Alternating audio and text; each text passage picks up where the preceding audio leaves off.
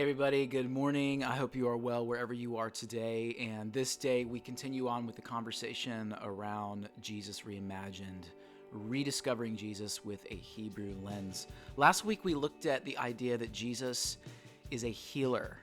And we looked through it through the picture of the tzitzit, something I know many of us are familiar with, we've seen before, but maybe we're not aware of what it means, why it matters. It goes all the way back to the book of Numbers. We looked at it last week to talk about that woman who had been bleeding for 12 years.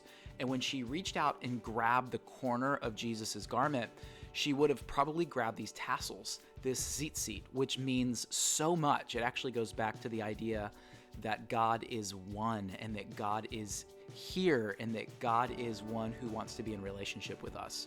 And so God gives us pictures to remind us of what it means to follow him and be intimate with a living God. And healing is a part of that intimacy.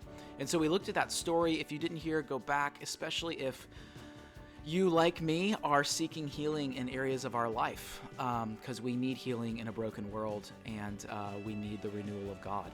This week, we're going to look at Jesus as teacher. So if last week we looked at Jesus as healer, this week we'll look at Jesus as teacher. And so to do that, what I want you to do is read Matthew chapter 5, verses 1 through 2, and maybe 1 through 3.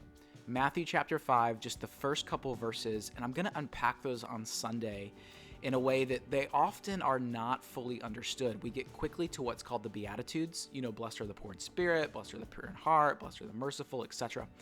But we don't spend a lot of time on what's happening on the verses right before that, where Jesus goes up on a mountain and he sits down and he opens his mouth and then he begins to teach them.